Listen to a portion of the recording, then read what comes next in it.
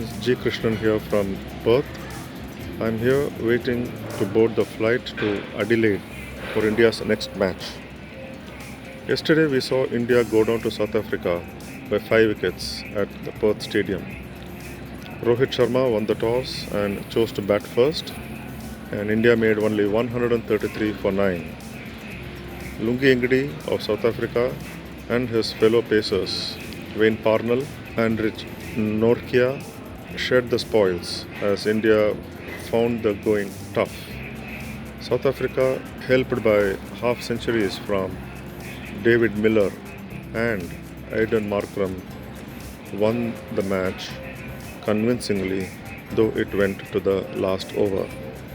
With G. Vishwanath and S.S. Ramaswamy, we will discuss what went wrong with the Indian team or what went right for South Africa. Hi JV, what do you make of India's loss to South Africa at Perth Stadium last night? Yeah, to start with, I wouldn't call it a very disappointing result because this was one match after India's clash with Pakistan. The fans would have expected both the teams to go hard at each other, and that's what happened. Rohit Sharma won the toss and chose to bat, making one change, bringing in additional batsman in Deepak Hooda. And but then they had to contend with four-pronged pace attack, who I thought played extremely well, hit the deck and focused, directed the deliveries on the left side of the right-handers. And they had to go for this horizontal bat shots. And it's Rohit Sharma, after first made an over by the left-arm seamer Wayne Parnell, Rohit Sharma hooked the ball, got a six, then hit Kagiso Rabada for a straight boundary. But he got it all wrong when Lungi Engedi came and who dismissed both the openers with the first over and the last ball of his first over. And from there on, actually, even when Virat Kohli was out hooking, and two good catches taken by Kagiso Rabada at between fine leg and long leg, and that put us back actually. And Surya Kumar Yadav, fortunately for him, again played the way he only knows, hit the ball out of the box, hitting, thinking of this during the situation. Dinesh Karthik gave some partnership, helped develop a partnership there. But after Dinesh Karthik's dismissal, at the crucial time, and he could have stayed for some more time, India could not make more than 133. And it's always difficult to defend a small 133, although Arshdeep Singh got 2 wickets in his first over. Finally, Aiden Markram and David Miller made sure that South Africa got the 2 points from the match.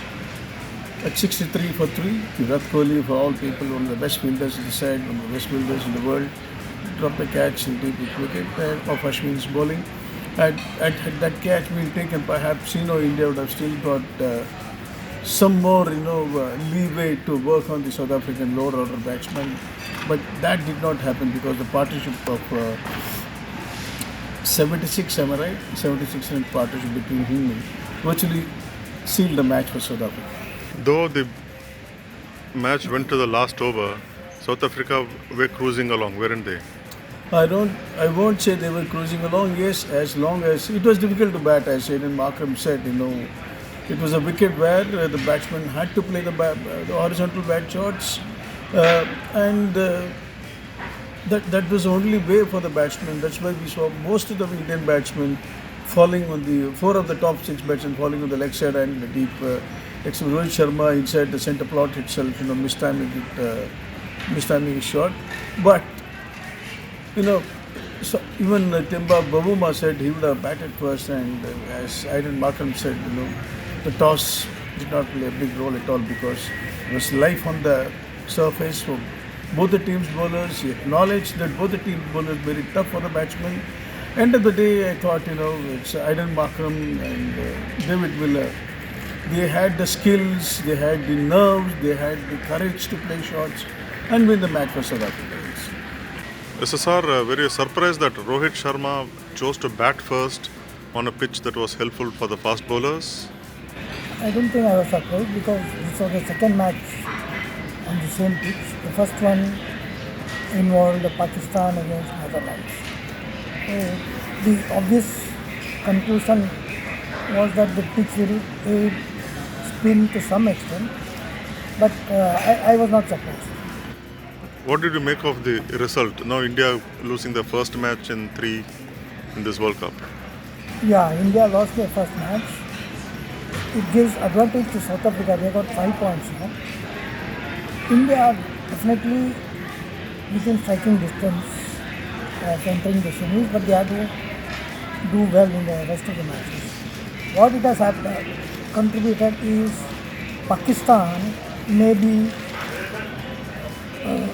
may have lost the chance to make the semis unless a lot of results go in favor of each team. How good a finisher is David Miller? He has done. Yeah. David Miller has stepped into a different zone now. Ever since he participated in the IPL for his new franchise, Gujarat Titans, he has been a different player. He has played for Kings 11 Punjab in the past, but not to a great extent of success. But under Pandya, he has flowered. I won't say he was Pandya's captaincy which did it, but maybe he was given the freedom which he didn't get under Kings 11 Punjab. But he is a different player now. The way he took on Ashwin was fantastic. The 2 successive sixes he hit in the 18th over of the run chase virtually finished the game. SSR, now India are second with 4 points, 2 wins and 1 defeat below South Africa. What do you think will happen in Adelaide next against Bangladesh, followed by Zimbabwe in Melbourne in the coming week? Well, the first thing that will happen is there will be some changes. We all saw Dinesh Karthik going back into the pavilion and Rishabh Pant taking his place behind the stumps. We don't know the extent of injury, whether it will keep him on, but this will be the ideal time to give a chance to Rishabh Pant. That's what I feel. That will be one of the changes. Probably they will think over the inclusion of Ashwin also, because he was not very successful against a South African team which was full of left-handers.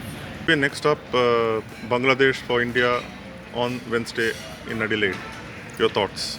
Yeah, in spite of the reverse yesterday against South Africa, India still plays number 2 in the group 2 with a superior net run rate when juxtaposed with Bangladesh. And India is going to play Bangladesh. Bangladesh cannot be taken lightly. They have a good seam attack. But it's following this defeat, I'm sure the team management will mull over the performance of a couple of players, and that starts with KL Rahul. He's the vice captain of the team, so it's going to be all the more difficult to convince him that he has to sit out. And of course, Rishabh Pant came as a substitute for Dinesh Karthik. We'll have to know what exactly is the problem issue with Dinesh Karthik's injury. If it's a very minor one, if it can be played, they will keep him. Or if it's a major one, and we don't know. I think he completed a back or something like that. So that has to be seen. You know what happens today. He will be undergoing some few tests and all, and the medical team will be told to take a call on his fitness.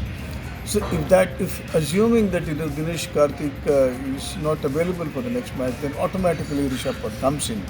Deepak Hooda did not work out, and also again the surface was not good enough for Ashwin. He tried his best, but eventually Miller and both the right-hander and the left-hander Aiden Markham and David Miller hit him for easy sixes before he got a wicket. I think today the team will mull over, introspect, and the changes will be there for the next match against Bangladesh. It was very cold at the Perth Stadium last night, and now you are all fully protected from the weather here. Any idea of the weather in Adelaide? What can you say? We all thought that it's going to be windy, breezy, chilly and all at Perth, but yesterday it was quite warm. It was a good, absolutely great day to play cricket. See, the weather keeps on changing, so I don't know what exactly we've not been to. We'll have to see after we land in Adelaide, and let's see what happens. We'll have to, the forecast can go wrong. But we expect a very warm day so that we'll have a good match against Bangladesh.